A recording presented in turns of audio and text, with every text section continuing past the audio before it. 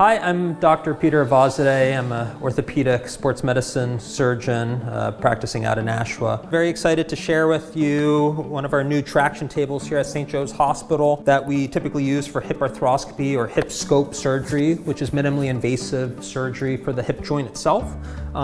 Typically for, the active patient or patient that doesn't have significant hip arthritis or they have some significant bony impingement issues. The hip joint is such a tight joint that during the surgery or while you're asleep for the procedure, we actually need to kind of distract that hip joint while you're asleep to gain access into the hip joint itself through small incisions with a camera scope and a few little minimally invasive arthroscopic tools that we use to manage that. So I just wanted to take a look with you with some of the tools that we use during the hip arthroscopy, the hip scope surgery through small incisions. And the way we do that with some of the technology that we have is through these little camera scopes through small incisions.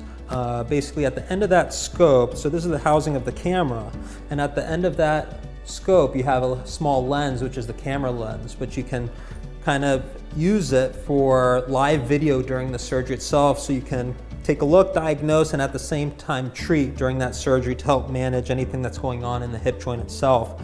And at the same time, while using this camera scope, we use different types of tools through the scope, through these small incisions, to basically help manage anything that we can in the hip joint itself through these small incisions. And this is kind of a whole limited array of the types of tools that we use to help manage those things through bony work or any type of repair of the labrum through deployment of suture anchors through these little drill guides and whatnot. So we found a lovely volunteer. We got Tim here who's willing to volunteer and kind of demonstrate how this table works. So we have him clipped in both his legs into these little nice soft padding things on his legs, and then we have him clipped into these shells of boots. We lock those boots into the table attachment down here that basically we can pull traction while he's asleep during the procedure. Tim, how are you doing? I feel great. Pretty comfortable? It's lovely. Okay.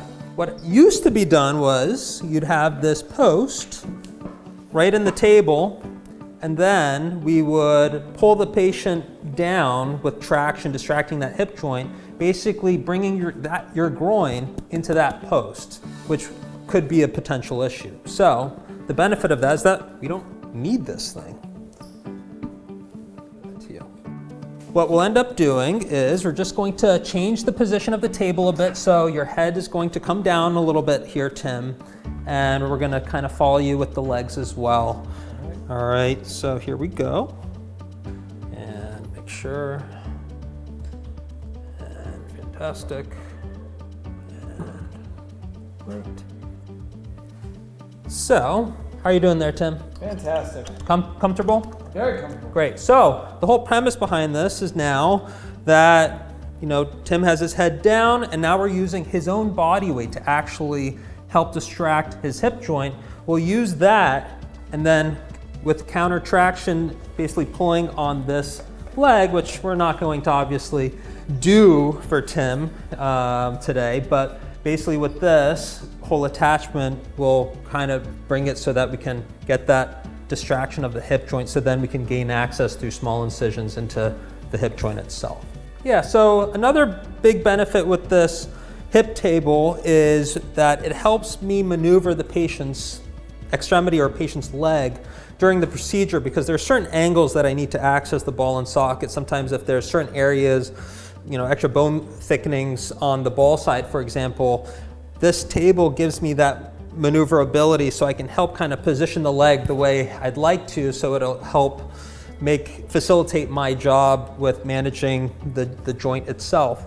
And it's also been shown to help with the length of the surgery or procedure itself, because things are a bit more maneuverable to access the hip joint and get it into certain positions that you like. So just to kind of demonstrate, so if we were working on Tim's right hip here, so we're just going to bend your knee up and basically bend your hip up. So basically during the operation, I can control your flexion, and then I can also control your rotation. So we're going to externally rotate like so, and then internally rotate like so.